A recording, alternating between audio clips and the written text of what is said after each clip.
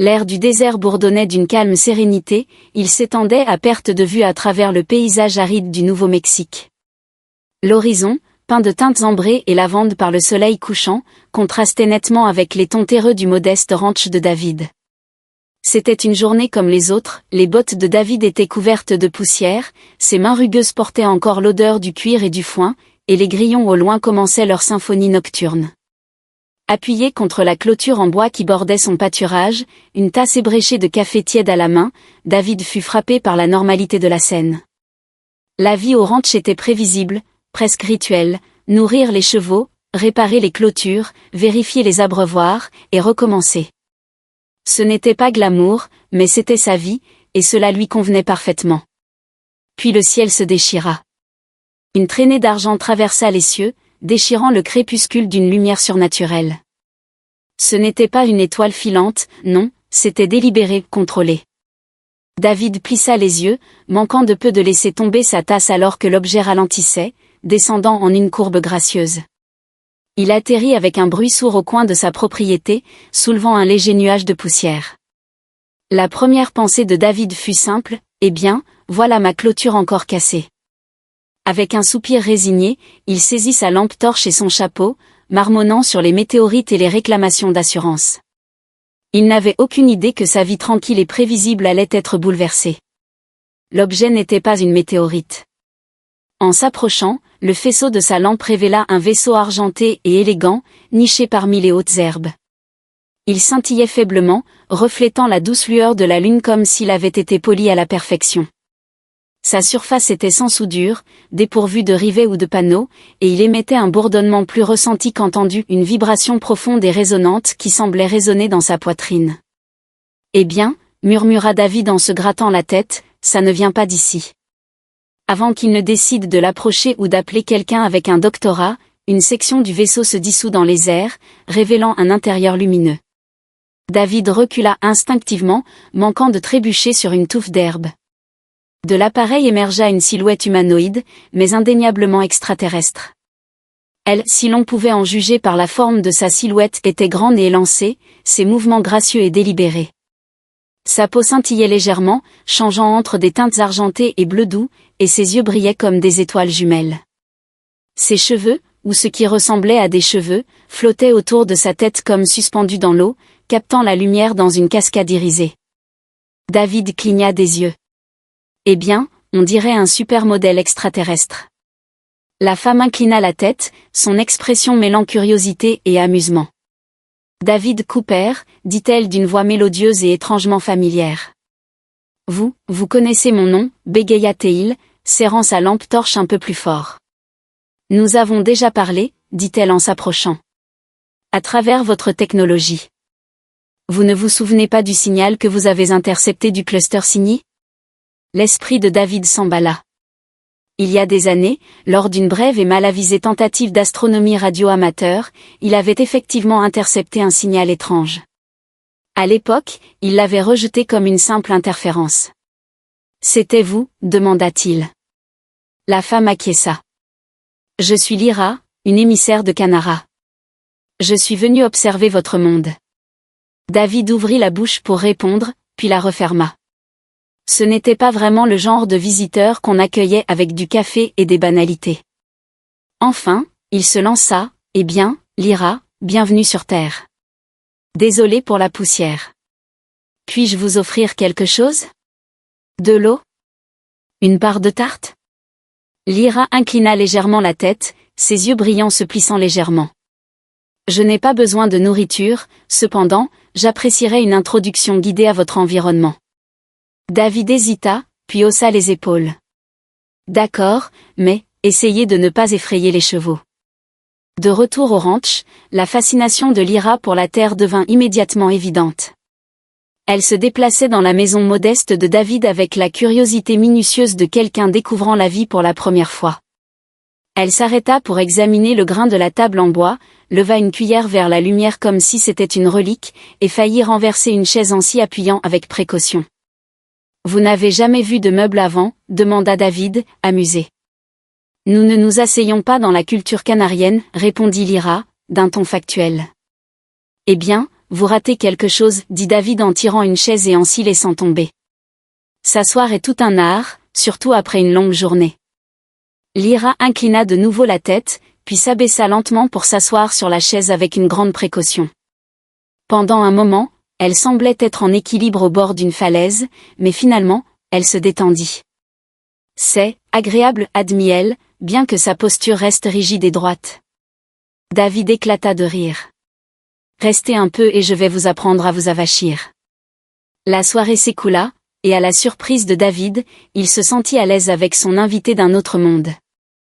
Lyra, malgré sa présence éthérée, possédait un certain charme qui la rendait accessible. Elle était infiniment curieuse, posant des questions sur tout, des fissures dans le plancher aux étoiles visibles à travers la fenêtre. « Vous vivez seul ?» observa-t-elle à un moment donné, ses yeux brillants fixés sur lui. David hocha la tête. « Oui, juste moi, les chevaux, et de temps en temps un coyote. » Le regard de Lyra s'adoucit. « Est-ce un choix ?» Il hésita. « Peut-être. La vie ici, c'est calme, simple. Personne pour me déranger. Personne pour me décevoir. C'est comme ça que je l'aime. » Lyra ne répondit pas immédiatement, mais son expression laissait penser qu'elle comprenait plus qu'elle ne le montrait. Alors que la nuit avançait, David conduisit Lyra à l'extérieur, jusqu'au pâturage. Minuit, sa jument noire préférée, broutait sous la lumière de la lune, son pelage luisant faiblement. Lyra s'arrêta net, son regard fixé sur le cheval. « Qu'est-ce que cet être ?» demanda-t-elle, presque avec révérence. « C'est Minuit » répondit David. « L'un des meilleurs chevaux que vous rencontrerez. » Lyra fit un pas hésitant en avant, ses cheveux irisés captant la lumière de la lune. Minuit releva la tête, reniflant doucement en observant l'étrangère. « Elle est extraordinaire » murmura Lyra. David sourit. « Attendez de la voir courir. » En cet instant, sous l'immense ciel étoilé du désert, un lien se forma, un lien qui allait emmener Lyra dans une aventure qu'elle n'aurait jamais pu anticiper. Le matin suivant, les rayons dorés du soleil inondèrent le ranch, baignant le paysage dans une lumière chaleureuse. David, debout à la fenêtre de sa cuisine, sirotait une tasse de café frais. De là où il était, il pouvait voir Lyra, debout au bord du pâturage. Sa silhouette argentée se détachait nettement contre les tons terreux de la propriété. Elle était immobile, son regard fixé sur Minuit, qui broutait paresseusement à l'ombre d'un vieux chêne. David rit doucement pour lui-même. Lyra avait passé une grande partie de la nuit à poser des questions sur la terre, sur les chevaux, et sur pourquoi les humains insistaient pour manger 3 repas par jour alors que 2 suffisaient amplement. Elle avait finalement regagné son vaisseau, affirmant que sa chambre de repos optimale rendait les lits humains primitifs en comparaison. Déposant sa tasse, David attrapa son chapeau et sortit dans l'air frais du matin. Lyra ne bougea pas lorsqu'il s'approcha. Son attention complètement absorbée par le cheval, Minuit, pour sa part, celle-ci semblait indifférente à cet examen minutieux, balançant sa queue nonchalamment comme pour dire « Encore un admirateur ?» Faites la queue. Elle ne va pas exploser ou quelque chose comme ça, n'est-ce pas demanda David, rompant le silence. Lyra tourna la tête, ses yeux brillants se plissant légèrement. Exploser ? Tu la regardes comme si c'était une bombe à retardement, plaisanta David, s'appuyant contre la barrière. L'expression de Lyra s'adoucit, bien que son ton restât sérieux. Je suis captivé, Minuit est une créature différente de tout ce que j'ai rencontré sur Canara. Nous n'avons aucun être vivant comme elle, pourtant si lié à vos vies. David hocha la tête, les chevaux sont spéciaux, c'est sûr, loyaux, travailleurs, plus intelligents que la plupart des gens que je connais. Et Minuit ici, elle a un cœur d'or, même si elle a aussi le don de trouver tous les trous dans la clôture. Lyra inclina la tête, elle a évité vos barrières intentionnellement. David éclata de rire, oh, elle a une volonté propre, c'est certain, tu verras bientôt. Au fil de la matinée, David décida qu'il était temps de rapprocher Lyra du cheval. Tu veux la rencontrer correctement, demanda-t-il en désignant Minuit. Lyra hésita, une rare incertitude traversant son visage, est-ce prudent ? Elle pourrait ne pas accepter ma présence. David agita la main d'un air désinvolte, Minuit a un bon jugement, si elle ne t'aime pas, c'est probablement parce que tu as volé des pommes dans mon dos. Lyra parut réellement perplexe, je n'ai pas consommé vos fruits. C'est une blague, dit David avec un sourire, allez, viens. Ils approchèrent lentement du cheval, David menant la marche, Minuit leva la tête, ses oreilles tressaillant alors qu'elle évaluait la nouvelle venue. David murmura des mots apaisants, caressant doucement son encolure avant de se retirer, « Tends ta main », dit-il à Lyra, « laisse-la te sentir ». Lyra obéit, tendant sa main avec une précision qui fit penser à David qu'elle calculait l'angle au plus près du millimètre. Minuit renifla prudemment, son souffle chaud effleurant la peau de Lyra. Après un moment, la jument émit un hennissement doux et frotta le creux de la main de Lyra. « Elle m'accepte, dit Lyra, sa voix empreinte de respect. David ricana, « Je te l'avais dit, Minuit adore qu'on lui prête attention. » Lyra passa le reste de la matinée à suivre David dans ses tâches, sa fascination pour le cheval grandissant de minute en minute, elle l'inonda de questions sur les soins, l'alimentation et l'entraînement de Minuit. « Pourquoi mettez-vous une selle sur elle ?» demanda Lyra alors que David brossait le pelage de Minuit. « Ça rend la montée plus facile, » expliqua David, « sinon, tu glisserais partout comme un chat graissé sur un sol carrelé. » Lyra cligna des yeux, « Je ne connais pas cette image, mais je comprends le concept. » David secoua la tête en souriant, « Tu es vraiment unique, Lyra. » Après le déjeuner, David décida qu'il était temps de montrer à Lyra ce que Minuit savait faire, il conduisit la jument dans un champ ouvert où l'herbe ondulait doucement sous la brise. « Regarde ça, » dit-il en grimpant sur la selle. Avec une légère pression de ses talons, David fit avancer Minuit au trot, puis au galop, et enfin à une course effrénée, les puissantes foulées de la jument traversaient le champ comme une poésie en mouvement, sa crinière flottant derrière elle. David ne put s'empêcher de ressentir une montée d'exaltation familière alors qu'ils traversaient l'étendue ouverte.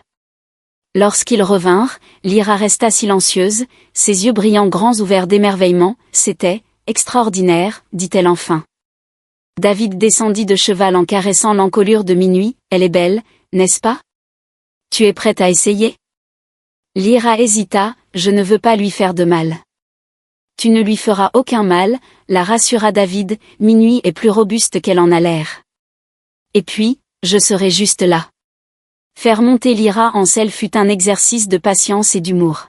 « Tes instructions sont contradictoires, » dit-elle en fronçant les sourcils après avoir tenté de monter du mauvais côté pour la 3e fois. « Ce n'est pas de la science des fusées, Lyra, » dit David en retenant un rire. « Je connais bien la science des fusées, » répondit-elle avec sérieux, « c'est beaucoup plus complexe. » Finalement, avec les instructions de David, Lyra parvint à s'installer dans la selle, Minuit bougea légèrement mais resta calme, comme si elle sentait la nervosité de sa cavalière. « Très bien, » dit David en lui tendant les rênes, « maintenant, détends-toi et laisse-la marcher. » Minuit commença à avancer, ses pas lents et mesurés, et Lyra se raidit, s'accrochant au pommeau de la selle comme si sa vie en dépendait. « C'est étrange, » dit-elle, sa voix mêlant admiration et appréhension. David éclata de rire, « Détends-toi, tu ne pilotes pas un vaisseau spatial. Laisse Minuit faire son travail. » Peu à peu, Lyra se détendit, sa posture s'assouplit, et un léger sourire apparut sur son visage. Lorsque Minuit eut terminé un tour tranquille du champ, Lyra rayonnait littéralement de joie. « Ceci, » dit-elle, sa voix emplie d'émerveillement, « c'est différent de tout ce que j'ai vécu. » David sourit, « Je te l'avais dit, les chevaux sont spéciaux. » Alors que la journée touchait à sa fin, Lyra descendit de cheval avec réticence, son regard restant fixé sur Minuit. « Elle a une âme, » dit Lyra doucement, presque pour elle-même, « je peux la sentir. » David hocha la tête, « Oui, et on dirait qu'elle t'apprécie. » Lyra le regarda, ses yeux brillants scintillant dans le crépuscule, « Merci, David, cette journée m'a transformé. » David inclina son chapeau, « De rien, Lyra, mais ne me remercie pas trop, tu as encore beaucoup à apprendre sur la vie sur Terre. » Les lèvres de Lyra s'étirèrent en un rare sourire, « Alors, j'attends avec impatience ces leçons. » Au loin, Minuit poussa un doux hennissement, comme pour dire qu'elle aussi